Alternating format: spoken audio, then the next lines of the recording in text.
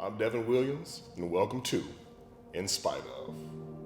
Reid Hoffman, co-founder of LinkedIn, says, an entrepreneur is someone who jumps off a cliff and assembles an airplane on the way down. Researcher Dale Gines likes that saying, but he adds this to it. A black woman entrepreneur does it with just a toothpick and a napkin. Despite the challenges of starting their own business, many black women do so because they face even greater challenges in the workforce. For every $1 a white male earns, a black woman only earns 61 cents for the same work. And 80% of black women are the primary breadwinners in their household. That's why many strike out on their own to create a better life. Crystal Patrick brings us the story. Black women in Tulsa have plenty of inspiration when they look to create their own businesses. From the thriving economy of Black Wall Street at the beginning of the 20th century to national pioneers like Maggie Walker, the first woman, black or white, to charter a bank in the United States, black women have been taking care of business no matter their challenges. Then there's Madam C.J. Walker. Born a child of former slaves, Walker created a hair care and cosmetics empire that made her a millionaire. Thousands of her specially trained Walker agents went door to door around the country and in the Caribbean selling her products and the Walker method. Her many homes included the 20,000 square foot Villa Lowero in Irvington, New York, and a Harlem residence her daughter Layla would use to help support the artists and writers of the Harlem Renaissance. Black women are creating businesses faster than any other demographic, and from 2002 to 2012, business creation exploded by 160% in Oklahoma. Businesses like Silhouette, Fulton Street Books, Tori's Blowout Salon, and Wanda J's are helping to make Tulsa a center of business success. Charity Marcus and Aszrudee Sade co-founded the Tulsa chapter of the Black Women Business Owners of America as a place of support and networking for budding entrepreneurs. I talked with them about starting a business in Tulsa, challenges facing black women seeking economic independence, and the future of businesses as we navigate a pandemic. Please state your name. Charity Marcus. I am originally from Seattle. I moved here when I was 9 and have been living here ever since. Aszrudee Sade, and I'm from originally Miami, Florida. Back in 2018, towards the end of the year, we were talking and we both realized that we were always the only black women entrepreneurs when we were walking into spaces. And then on top of that, we also noticed we never saw any other black women entrepreneurs. There was no network of us here in Tulsa. And so we wanted to come together and make that happen. And what started off as something that would have been like a brunch once a month turned into a whole entire organization.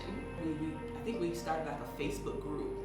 And once we started that Facebook group, it was like, wait girl, you had only 10 or 20, I had 5, and now we're at 100 and something, but we all had so many different people that we knew, honestly, and really, but we didn't know the impact of something like this. Like we knew that we were only, I knew that I was the only one going to different meetings that looked like me, right? And then she was on the other side doing the same thing and going to meetings and networking with so many other people and not having anyone that looked like her. So I was like, wait a minute, maybe it's possible that someone else, other women feel like this. So maybe we should have some type of network. I was thinking, maybe a little meet and greet, 1 or 2 off, a brunch, something that was sustainable. And then once we both got together, it was just like, oh, this is a thing. This is a big thing. So Black Women Business Owners of America is a nonprofit business association. So we are membership based, and with that membership, business owners have the opportunity to get access to resources, information, people, funding necessary to grow their businesses. So we host monthly workshops providing them business information and resources. And then we also help connect our business owners to people that they may need to know, or potential clients, potential investors.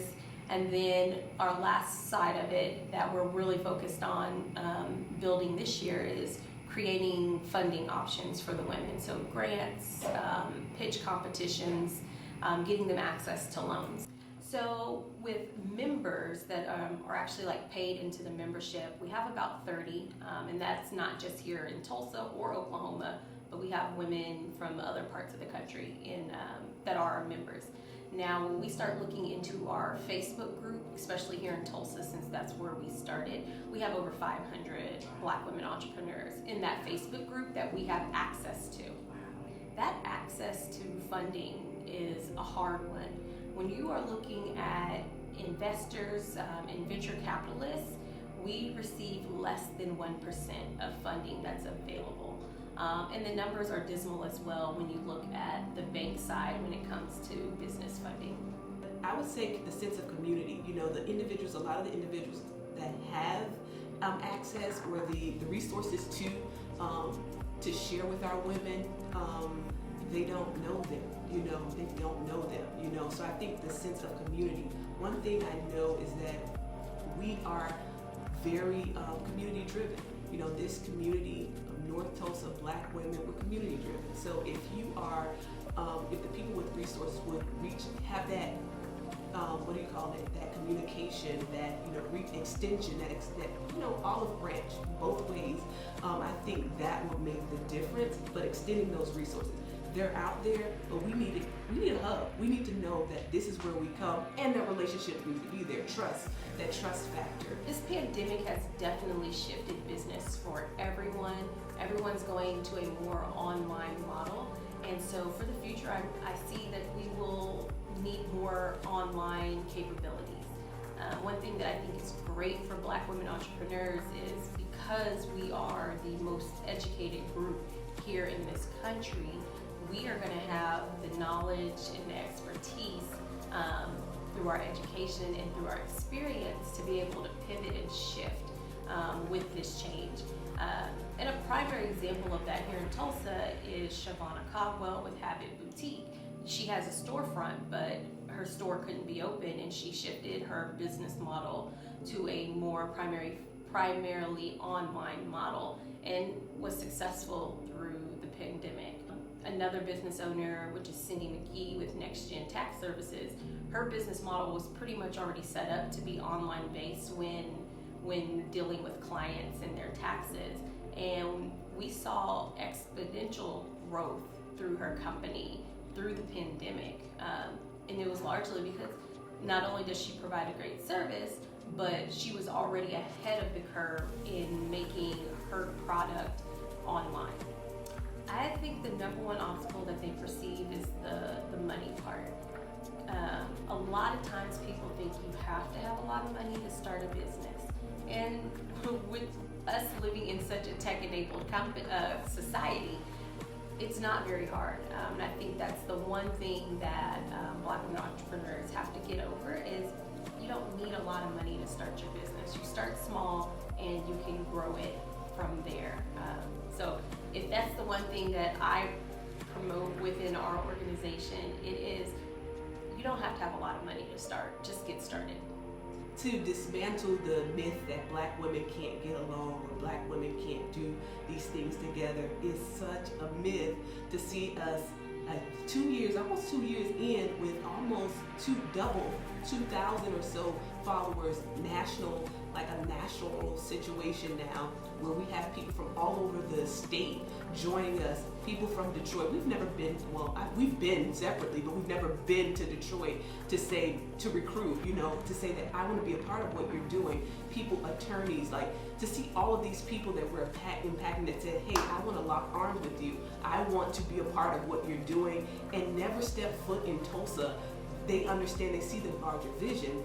I think for us, where that shift came in and that light bulb moment snapped was after our expo last year. We hosted our first Women's Business Expo, and we were laying in our beds there at the hotel, and we had a woman from Hawaii reach out to us and was wanting to know how she could do an expo in Hawaii. And we were like, what?